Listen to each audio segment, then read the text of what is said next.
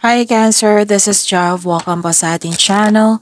By the way, Cancer, this is timeless reading. Gamitin ang reading na ito bilang kabay lamang. Kung naka-resonate kayo, comment down. Tandaan, ito ay channel reading po. Kunin nyo lang po kung ano ang naka-resonate sa iyo. This is for you, Cancer.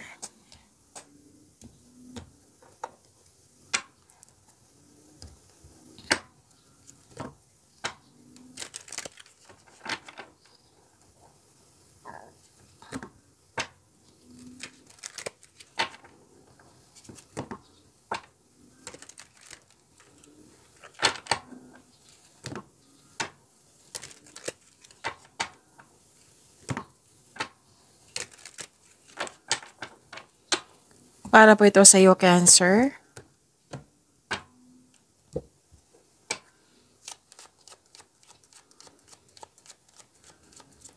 Maraming salamat po sa inyong patuloy na suporta, sa mga nag-donate, sa mga hindi nag-skip ng ads, maraming salamat po. Sa mga hindi pa nag-subscribe, subscribe na po kayo at click bell notification para malaman nyo na may bago tayong video. Para sa mga gustong magpa-reading, comment po kayo ng personal reading. Again, comment kayo ng personal reading and check my reply sa comment section.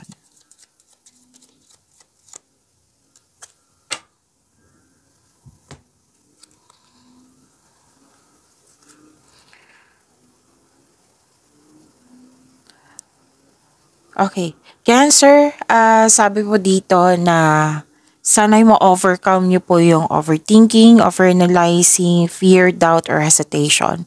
Or di kaya anxiety or stress. O, sana'y ma-overcome niyo po ito. Kung hindi niyo kaya, then seek help. Okay? And pwedeng kung overthinking to, time for reflection, mindfulness skills, bigyan ng solusyon. Kung hindi kaya, then baka kailangan nyo ng kausap. Siyempre yung kausapin nyo yung may experience sa buhay. And I believe, may kausap ka dito eh. Pwedeng isang mother figure. May nag-uusap dito kayo na isang mother figure. Pwedeng ikaw to. Pwedeng siya. Okay? And you have the power, authority, and protection. At the end of the day, babalik yung confidence mo. Magiging confident ka. This is resilience. This is strength. You're taking an action now with courage. You have the power. Oo. Na magiging confident ka. May nag-uusap po dito tungkol sa negosyo, malaking negosyo, or career and finances. At bibigyan mo ng action yung matagal mo ng plano. And may nakita ko dito posibleng may travel kayo or nakaset na. Kasi may nakita ko dito new journey, adventure, or bakasyon.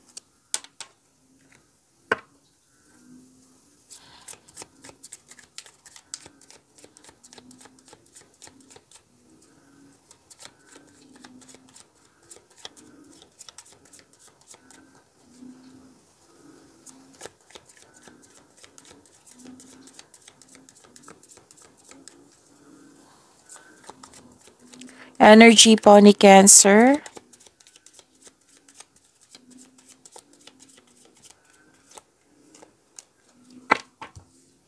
So, this is the star. Oo, takpan ko lang ha kasi nakahubad siya. Hindi siya pwede dito. Okay? So, don't worry. I-read ko yan. So, this one also kasi nakahubad eh. Hindi siya pwede sa YouTube.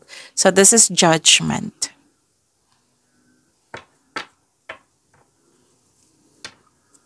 So, this is Star and Judgment.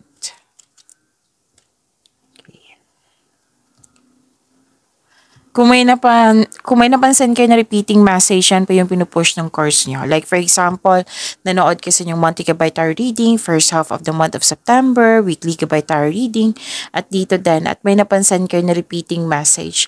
Yan po yung pinupush ng course nyo na kailangan yung bigyan ng atensyon, solusyon, at aksyon kung maaari po. So, na yung energy ni Cancer.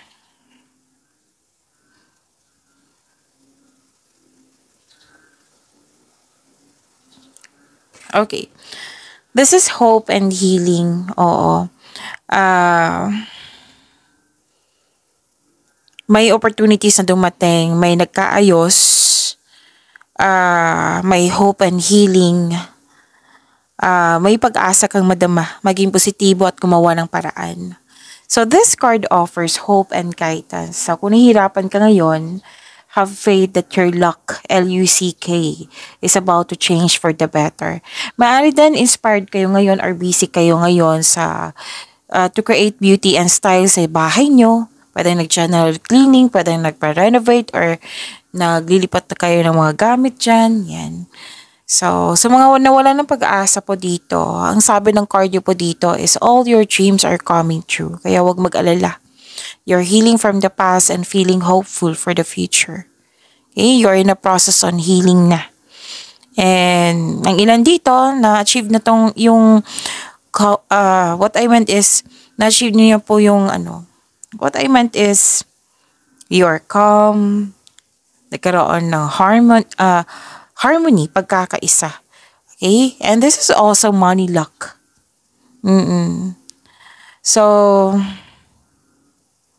kung may loss of connection or loss of things or loss of opportunity, magkakaroon po ng healing, babawi kayo ngayon. Cancer. Okay? Ang ilan sa inyo dito, you may be guided to begin a new business or may hidden talent kayo na magagamit nyo pandagdag income. And pwede din po, ang sabi kasi ng card nyo dito na this is recognition, nakilala ka, pwede naka-receive kayo ng compliment, awards, fame.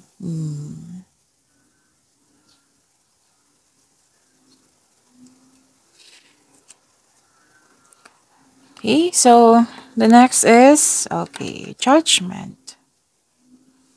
Nakita ko dito na awakening, acceptance, may realization ako nakikita dito na alam mo na yung purpose, may self-assessment, atonement. Kung sa astrology to, this is ending with new beginning, may transformation na magaganap. And you have strength, power, at lumabas din dito na itong dalawang card na ito na kumbaga, kung nadapa kayo, bumangon kayo like the rising phoenix na mas naging matatag, na mas naging matapang. At dalawang card kasi nagsabi dito na you have strength, na naging confident ka ngayon. You're taking an action with courage na mas naging matatag kayo ngayon, mas naging matapang kayo ngayon. May parating na paghahatol or may pagbubunyag at may magsasorry. Pwedeng ikaw to, pwedeng siya. Okay, so this is also means accept and release sa mga nangyari sa nakaraan so you are able to enjoy the next phase of your life. So this is surrender, accept, release, and forgive. And kung may conflict sa isang tao po, kung tao to pwede din naman sa sitwasyon or sa isang bagay. Accept your mistakes as well sa person na ito so you can successfully let the past go. Maaari din may nakita ko dito na maaari din na magpakita yung yung dating tao na malapit sa iyo. Okay, Cancer. Dating malapit sa iyo, nagkaroon kayo ng loss of connection. Tapos may babalik siya sa iyo. Balak pa po. Okay, balak pa po. So wala pa akong nakikitang action dito, balak pa. Okay, kung gusto niyo magkaayos kayo, ipag-pray niyo to na matuloy, na bibigyan niya ng action. Pwedeng ikaw to na may balak na bumalik at yung mag-reconnect at humingi ng tawad at mag-put ng closure. Kung sino man tong babalik, pwedeng ikaw to, pwedeng siya. Basta may balak. Balak pa po, balak na humingi ng tawad or mag-put ng closure. So, kung mangyayari to, sabi ng card, seek forgiveness in order to move forward. Okay? And para sa inner peace din. So, kung may trauma na nangyari, pwede din naman na patawarin mo siya through your mind and heart. Pwede mo siyang i-text or i-email ba. o na hindi kailangan ng mag-usap kung may trauma ha. Kasi pag trauma, may healing yan pero long process talaga yan. So naunawaan kasi na experience ko din yan. Basta gagawin mo to for your inner peace na magkaroon ng forgiveness. Okay, gagawin mo to para sa iyong sarili. Para magkaroon ng inner peace. Pwede din na sa career and money, like na nag-iisip ka sa mga nangyari na sa nakaraan na pwedeng hindi mo nagustuhan yung mga nangyari sa nakaraan na dala-dala mo ngayon, bit-bit mo hanggang ngayon. So, ang sabi ng card, i-release mo yung mga nakaraan. Okay? Releasing the past and move forward kayo into a new and more successful period. Yes. May nakita ako ditong success is coming. Acknowledge for your success is coming. Parating na po. Lalo na't may financial growth ako nakikita po dito. Yes, magaganap yan. I-claim nyo ha. Magaganap yung financial growth, Cancer.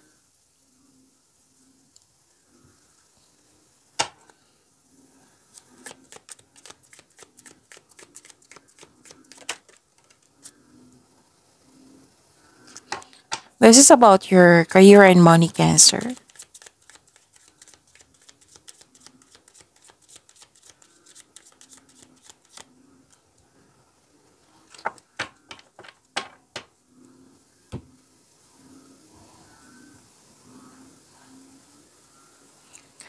Sa career and money ni Cancer, nakikita ko dito na, di ba, success is coming na sinabi dito, i-acknowledge po yung success. And dito, mahigit pa siya sa success. This is victory. Yes, mas lumawak yung ambisyon. Nang dahil sa success na ito, nang dahil sa victory na ito, mas lumawak yung ambisyon mo sa buhay. Yes. Maaring magpatayo kayo ng structure. Pwedeng bahay, negosyo ba ito? Any kind, basta structure nakikita ko dito. And kontrolado na yung mga nangyari dyan. Pwedeng emotion mo. Basta may kontrolado dito sa career and money nyo. Kontrolado na. Kung dati, disbalance, ngayon, kontrolado na. You're very inspired, oh. So, ilang beses na lumabas yung dito, power. 1, 2, and 3. So, you're very confident, Cancer. And, yun nga, inspired in action, personal power, kampante ka sa kung ano ang sitwasyon ka, maaring may, anong tawag nito? Maaring may malaking influence yung isang tao. Most likely lalaki to. Pero pwede din naman babae. Kasi may masculine energy ako nakikita dito. Na malaki ang kanyang influence sa inyo ngayon. Pwedeng ikaw to, pwedeng siya. Okay? Pwedeng boss mo. Natutulungan ka ng taong ito para makamit or masunod yung layunin mo sa buhay. And gumagawa ka ng rules. Nakikita ko dito, gumagawa ka ng rules. You're very confident. Ang ganda ng energy.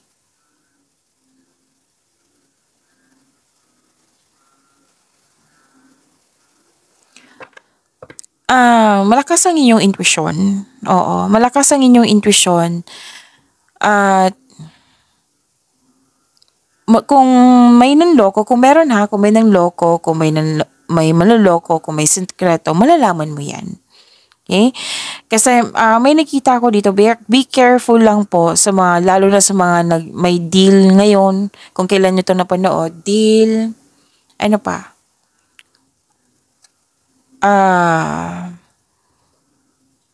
Nag-offer sa'yo, pwedeng sinasabi niya yan, pero most likely, kontrata to. Oo.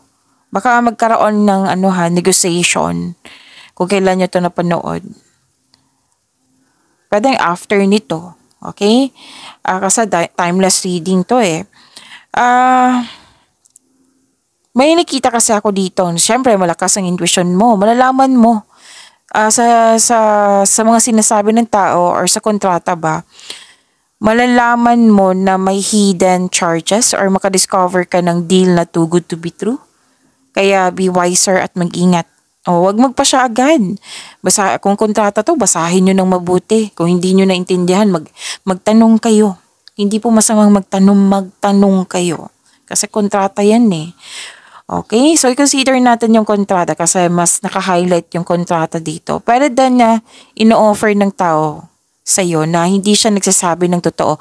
Pero malalaman mo. Kasi nga malakas ang iyong intuition. Kailangan mo lang makinig.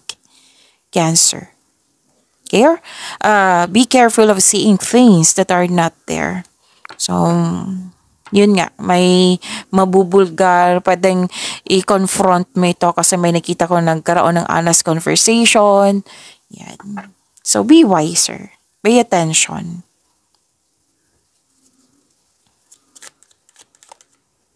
Okay. So, this is about your love life, self-love, partnership, and romance.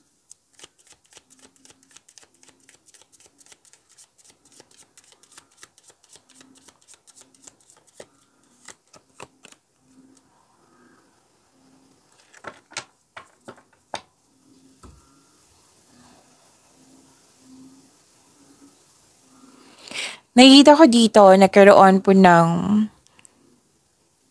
okay, you have overflowing abundance. Oo, ang ganda nito. Thankful ka sa mga biyayang natanggap niyo po. May na-attract kang taong sobrang successful sa buhay at masaya at ready na ito sa seryosong relasyon.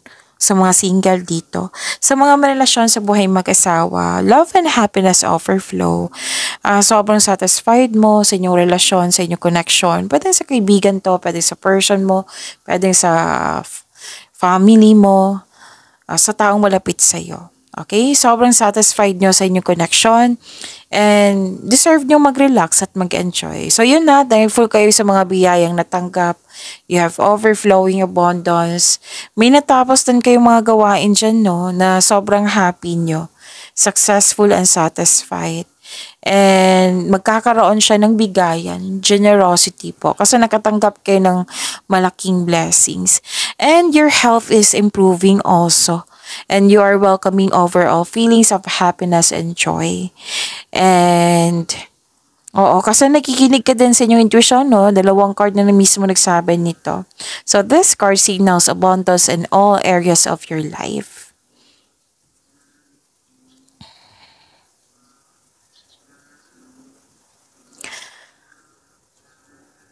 Okay, sa mga single dito, yung parating sa inyo, matalino siya, matagumpay sa buhay. Very attractive na tao and lalo na yun sa the way siya mag-communicate sa iyo. So, I think mahulog ka sa kanya the way she or he na communicate sa iyo.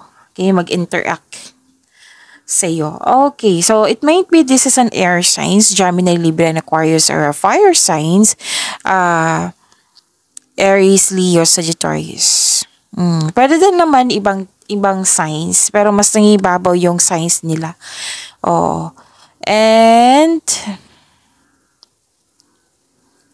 okay, para sa mga relasyon sa buhay mag-asawa,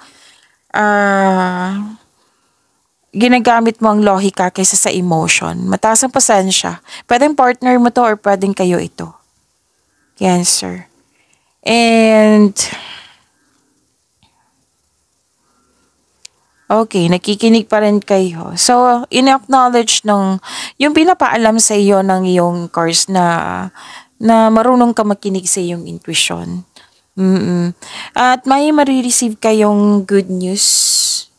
Yes. At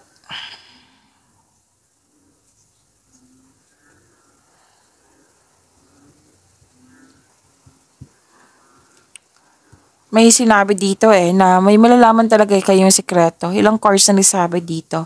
Okay, may bigla ang pagbabago pero huwag kayong mag-alala sa pagbabago na ito kasi makakatulong to sa inyong growth and expansion. Okay? Single ka man, may relasyon sa buhay mag-asawa.